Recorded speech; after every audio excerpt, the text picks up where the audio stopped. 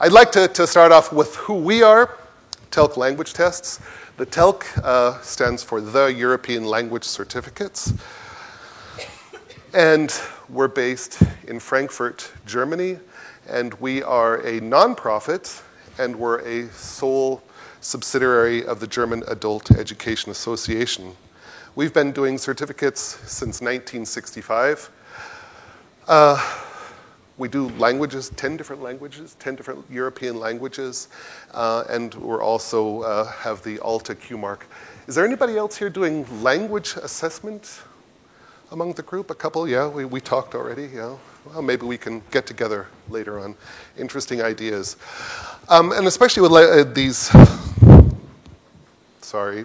language assessment, it really made me think some of Steve's ideas this morning and bringing those in to kind of get away from objective to more subjective things.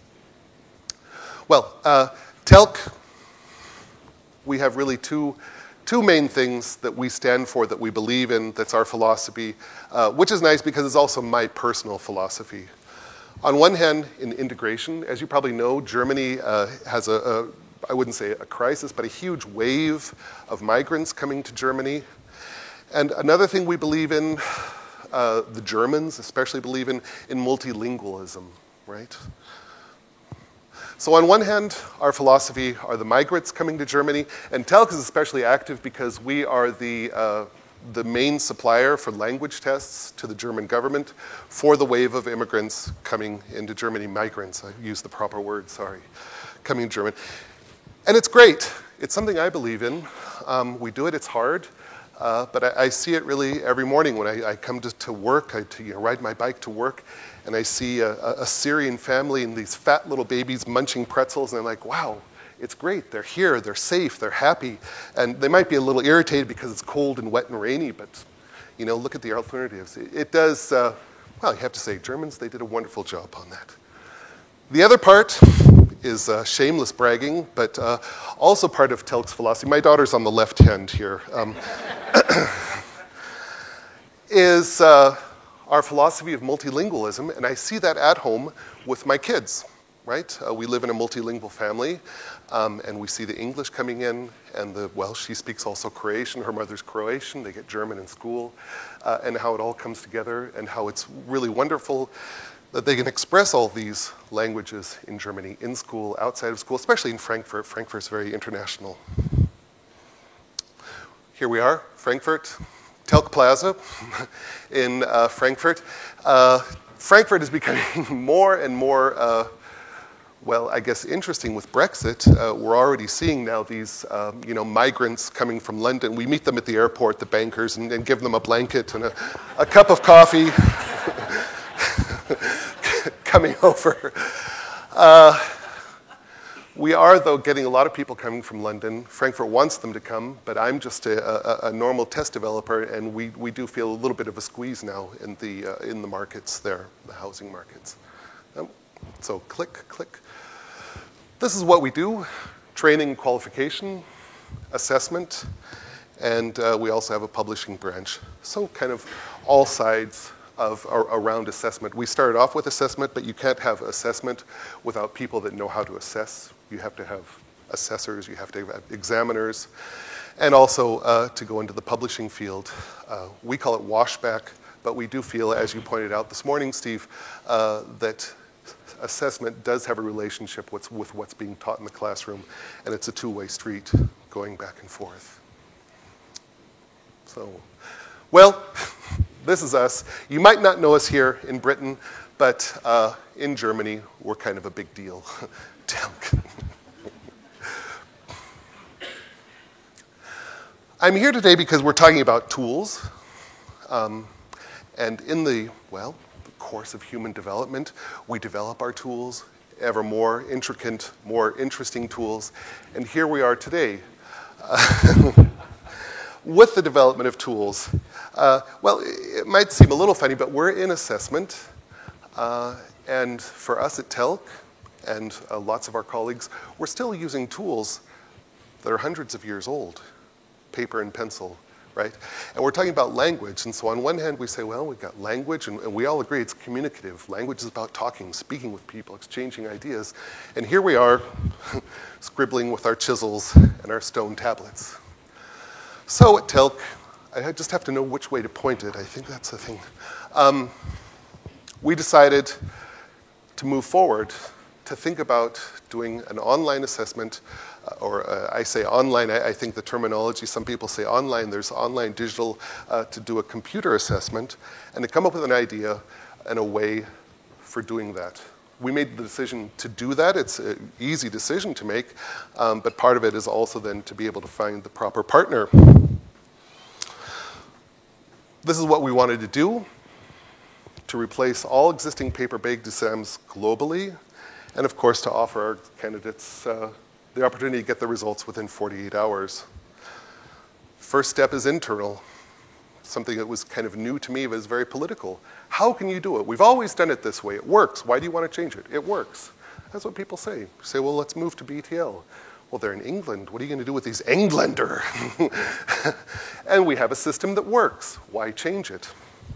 Making the change requires a lot of thought behind it. And making a decision about who to work with, the company to work with for this change, requires an awful lot of thought too. The first thought is delivery. If we switch to a computer test system, how are we going to deliver it across? This I shamelessly stole from the BTL website. You probably recognize it already. But this is what you're dealing with, especially or even in Germany, I would say, right?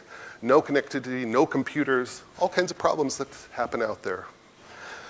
These are the problems that come up. You have to have an answer for everything. With our partners, we're a nonprofit, we're a subsidiary of the German Volkshochschule. We can't just leave people out. We can't say, oh, well, if you don't have computers, forget it. You're done, right? Other things that we have to consider, enrollment. How do you get people online? How do you do the marking? How do you deliver results? How are you going to pay for the tests? A huge thing, right? Getting payment across. And also for us at TELC, our interface with SAP, with our bookkeeping software. This is what it looks like at TELC at the moment, our life cycle. And we have to kind of get all of that digitized. Well, on the other hand, we have the test itself, what people are going to see. And again, taken from BTL, we can see that we have a whole list of different item types that we have to cover for our test as well. So as you can see, there's two sides of it. There's the internal side, the back office part that nobody really knows about, but delivery, getting grades, all this paperwork that happens in the back. And then there's the part that you actually see, the test on the desk. So here we are. We don't know what to do. We have to figure out, how can we solve this? How can we get out of this? How can we deal with this problem? Well, we looked, I think you did a better job of explaining it, but we looked at several different solutions. The one solution that we had at TELC in Germany was to start from scratch, just develop the whole thing, hire a company, have them develop the software, put it all together, boom, boom, boom, done and done, right?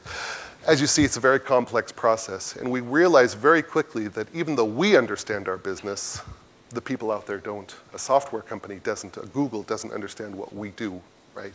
And they can't offer the things that we knew that I showed you before. BTL could. We were very interested in them. They knew how to get payment. They could answer our questions. They knew about test delivery. They knew about item analysis. Nobody even heard of item analysis before.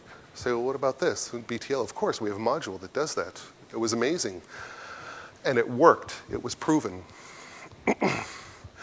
We considered time, cost, and expertise, as I mentioned before. Time, cost, and expertise. Short order. Cost, well, I guess BTL probably isn't the cheapest solution out there, is it?